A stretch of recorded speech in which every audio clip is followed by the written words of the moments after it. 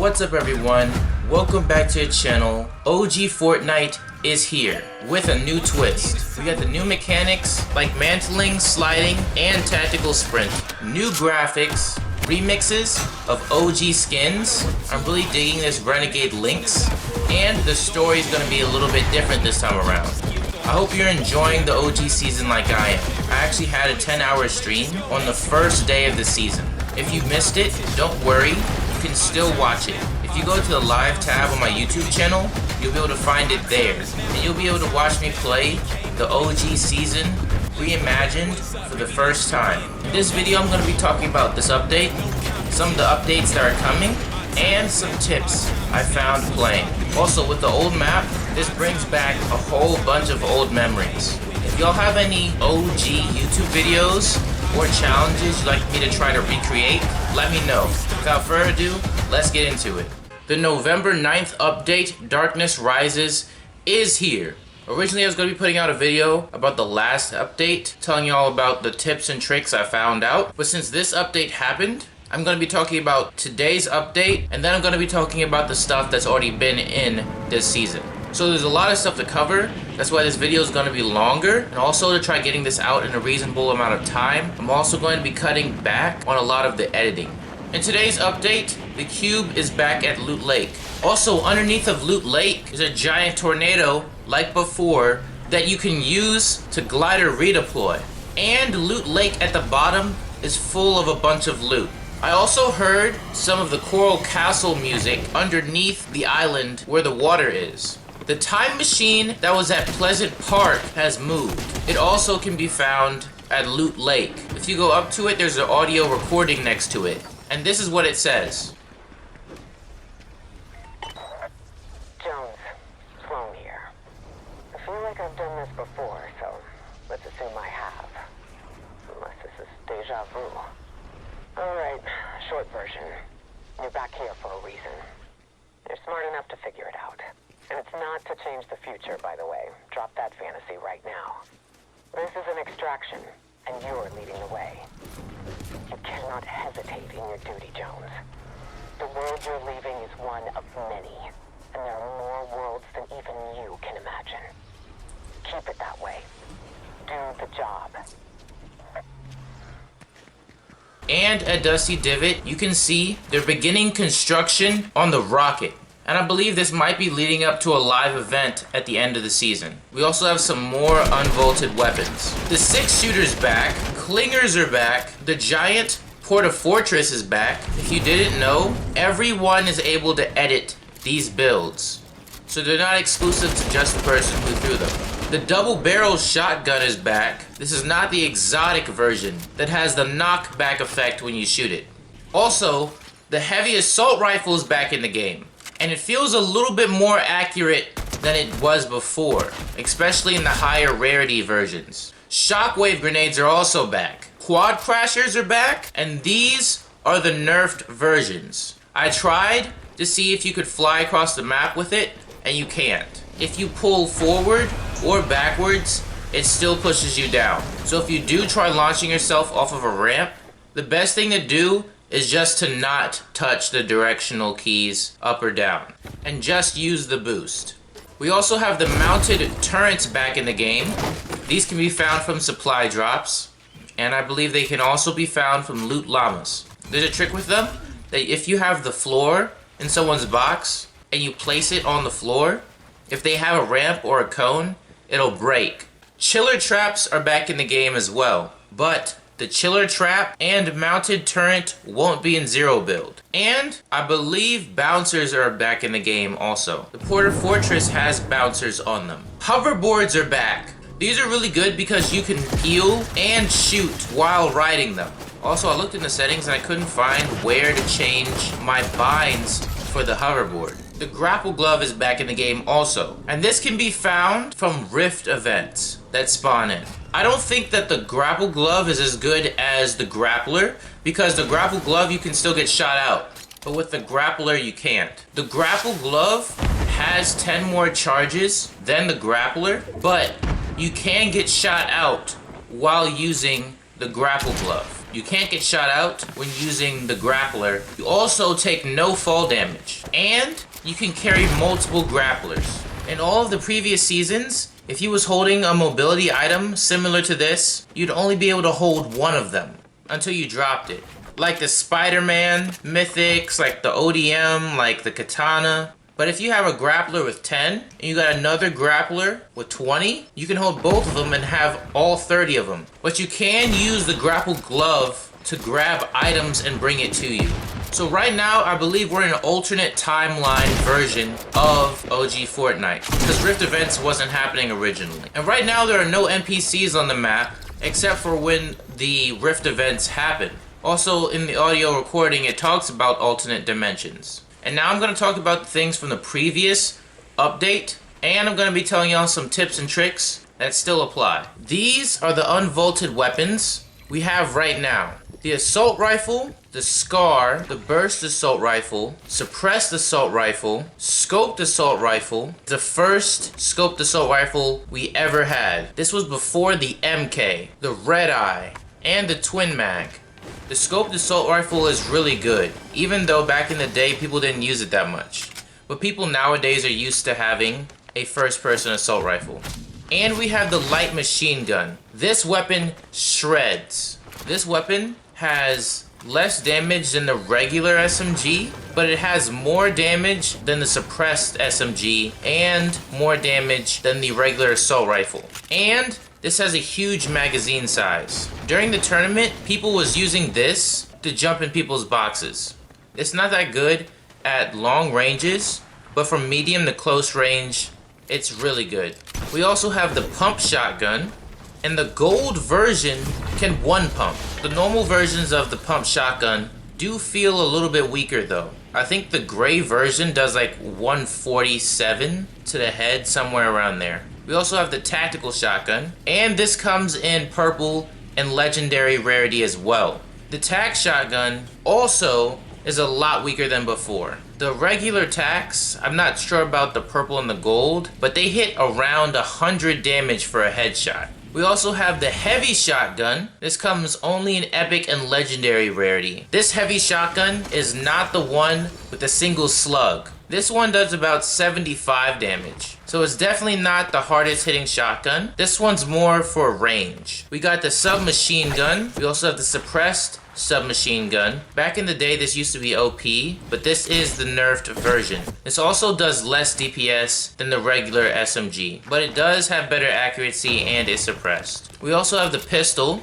and the suppressed pistol. These do about the same amount of damage, but the regular pistol has more bullets in the magazine, and the suppressed one is suppressed. We also have the hand cannon back in the game, and this is really good as a follow-up to your shotgun. Since double pump is not in the game, this is like the second best thing. Unfortunately, this one does not one-shot walls, but it does like 150 to the head. We got the semi-auto sniper, and this is insane. This weapon does 250 to the head. So even in zero build, you can one-shot somebody. It also fires really fast. Even if you don't get a headshot, you can two-shot somebody really fast if their reaction time is not on point. But now there's no reason to use the bolt action over the semi-auto. The bolt action does have more of a zoom and a higher body shot, but if you're going for headshots, which most snipers are, it'll be better to use a semi-auto sniper rifle because they both one-shot. It's just a semi-auto sniper rifle can fire much faster, and it has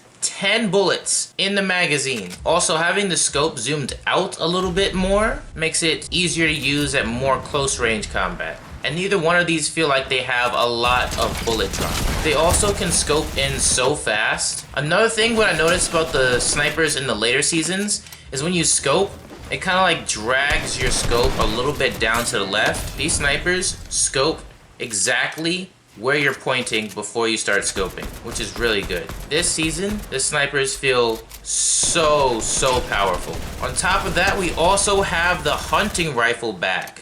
So if you're a fan of the hunting rifle, we finally get to use it again. This one was really good for doing trick shots. but I believe the semi-automatic sniper rifle actually shoots faster than the hunting rifle. Back in the day, people used the hunting rifle a lot because it was the fastest firing sniper that could one-shot people. Also, it had really good hip fire as well, making it really good for trick shots.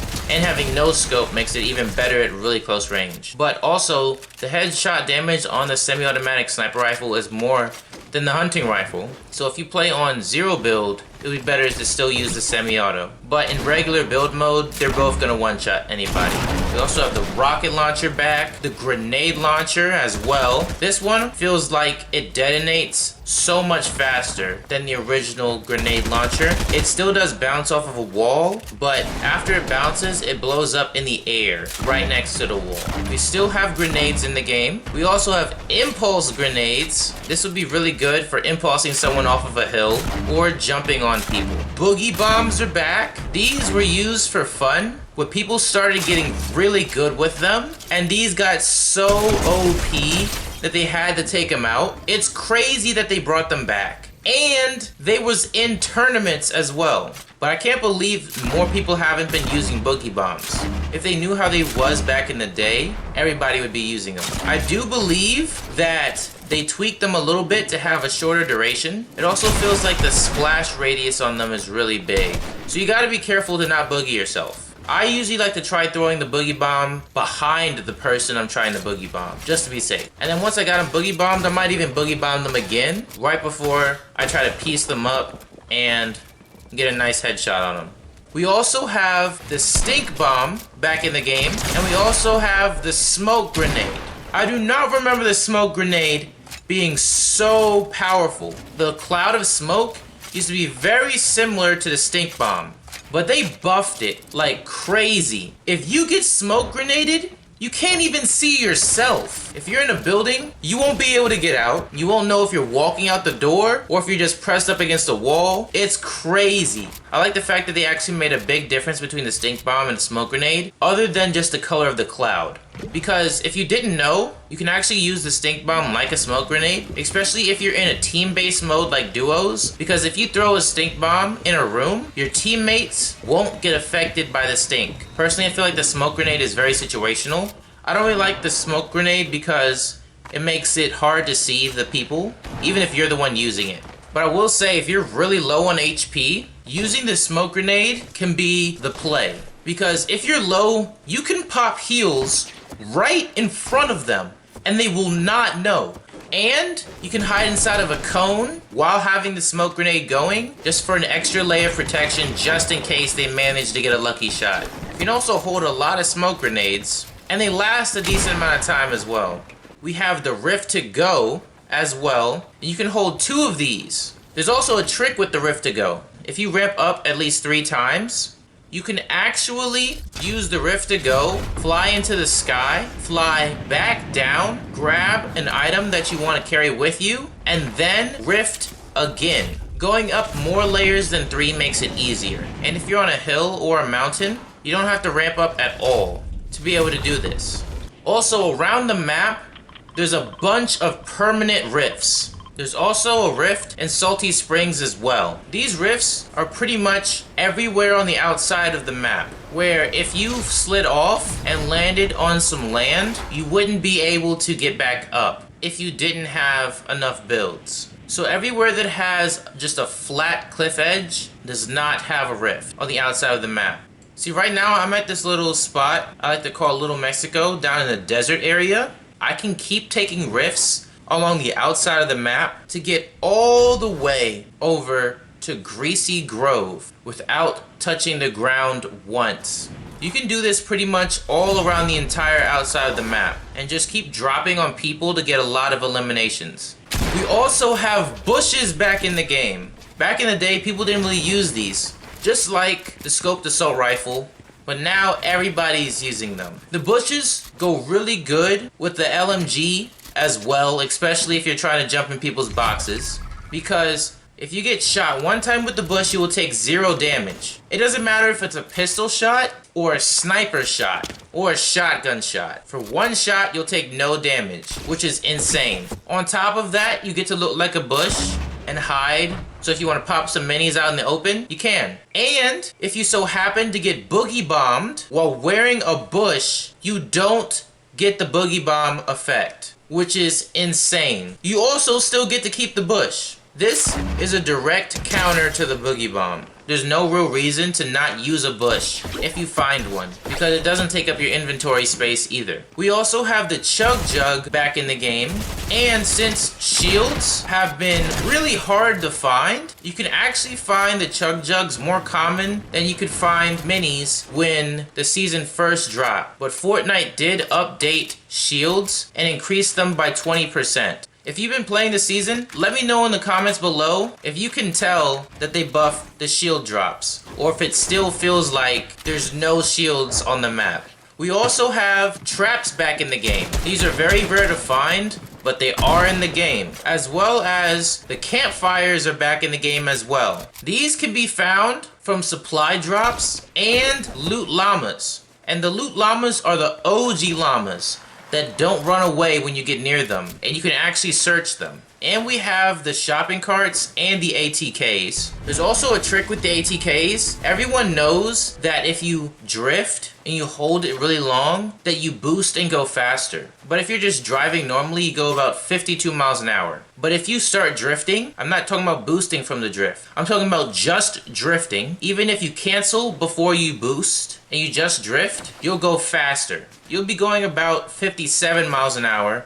Sometimes even 60 if you're going downhill as well. Also, the superhero bases are in the game. There's one on the right near Racetrack, and there's another one in the hill next to Snobby.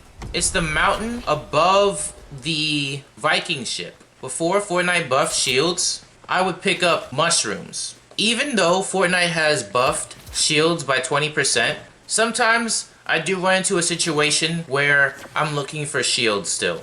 And if you can't find shields, I recommend carrying mushrooms. You can actually use these while walking or running if you pick them up out of the ground. I thought if you hold them, you could do the same as well, but unfortunately you can't. But you can pop them really fast. You might not think 5 shield is that much, but you can carry a full stack of 15 mushrooms. And since everybody is not on the mushroom wave, if you remember where all the mushrooms spawn on the map, you can always resupply. A full stack of mushrooms is 75 shield. That's equal to holding 3 minis. Except minis only allow you to apply up to 50 shield. So that means if you get hit and you hold minis, you'll be running around with 150 HP, which still means you're one shot in some cases. If you hold mushrooms, you can get all the way up to full HP. Now, I'm not saying 15 mushrooms is better than holding 3 minis, because you can still hold 3 more minis and have a total of 6 minis. Now, if you're contemplating about carrying big pots as well, there are some advantages of holding mushrooms instead. If you hold minis and get up to 150 HP, that's very doable during a fight. Now, if you're holding big pots as well, it's not likely you'll be able to use the big pots during a fight to get the full shield. But if you're carrying mushrooms, you'll be able to pop the minis during the fight to get 150, and you can pop the mushrooms to get up to 200 HP. On top of that, if you get hit again, you can use the minis to get up to 150 HP, and then you'll still have 25 shield left over, so you can get up to 175. And this is during a fight. Now, if you're playing in like a squad-based game, or maybe like in a tournament where you're just focusing on rotating, maybe, and you're taking like long-range tags, and you want to have big pots to get the full, because you can carry 3 big pots instead, that might be the better choice. But if you're like W King, or if you're going to be in a lot of like close range fights that are not like long range AR tags, I feel like mushrooms would be the better choice. Similar to like how we had the slap splashes in the previous seasons. Speaking of tournaments, we also have upcoming ranked cups. And we have a look at what the rewards look like, where we can get the competitors' sky blades. These are the ones on the left. And we can get the competitors' time umbrella. That's the one on the right. I believe these are going to look different depending on which ranked cup you are eligible for. These ranked cups are going to be available for solos and duos and squads in both zero build and build mode. And all you have to do is get at least 75 points in either one of the tournaments. And to get the competitive Skyblades, you have to get 75 points in any session from November 10th to November 12th. And to get the competitor's Timebrella, you have to get at least 75 points from any session from November 24th to November 26th. We also have a new skin called Sora, which is a reskin of Aura, and I believe the Rex skin. And we have a new version of the Bright Gunner, Bright Hunter. We also have a new edit style as well for Crystal called Prismatic. And if you're an OG, you remember Muzelk's video where he found someone on the edge of the map who was stuck and couldn't get up and tried to save him. Fortnite brought back his tombstone. This season, updates are going to be happening on Thursday instead of Tuesday. And then the hotfix on November 16th, that's supposed to be Season 7 and 8, Chill and Treasure. We're going to have a new biome and frosty flights. Pirate camps appeared on the island following the polar temperatures, and a range of swashbuckling gear was on the map to employ. So we're going to have the Flintlock pistol. That's going to be fun for doing a bunch of trick shots. The minigun is going to be back. And the quad launcher. This is gonna be crazy. We're gonna have some more things unvaulted as well. The poison dart trap, itemized glider redeploy, and buried treasure. The poison dart trap will not be in zero build. The X4 Stormwing will be back, and the pirate cannon is going to be back as well, where you can launch yourself. The Stormwing was very powerful because you could shoot as well. And you could go onto the side and ride and shoot from it. Back in the day, I had a crazy trick shot off the side of one of the Storm Wings. November 23rd hotfix, Seasons 9 and Season X blast off. Finishing Fortnite OG Strong, we're going to have the heavy sniper rifle, the proximity grenade launcher, the airstrike, and junk rift. We're also going to have the storm flip and the jetpack. The final showdown event had players using jetpacks to witness a fight of epic proportions. So maybe we might see a live event going on again. Players stayed rolling with the bowler in Season 9. So we're also going to have the bowler as well. A lot of these things were teased in this season's loading screen as well. And if you compare the two loading screens, you can see a lot of the similarities. Jonesy and this other skin, I'm not sure the name of it, are in similar places on the screen. Except on the OG one, we're looking from Jonesy's perspective at him, behind the wall. On the new OG loading screen, Jonesy is behind the wall. So we're looking on the opposite side of him. But it's very interesting that the same skin is on the other side now. And as you can see on the OG loading screen, the woods is on the left, and the builds is on the right. On the new one, it's flipped. If this was on the same battlefield at the same time, on the old loading screen, we should be able to see the new people. But as you can see in the new loading screen, Little Split is riding a hoverboard. He's also holding chug splashes. I don't believe this was a mistake. I think sometime along this season, we're gonna be getting chug splashes. Also, originally, we didn't have ranked back in the day, and now we have ranked on the OG map. And this season, we can get the Rankers Tags back bling. And this is reactive to your rank, just like last season's Red Mask Ranker. And if you have the last season's one, it's still reactive to your rank.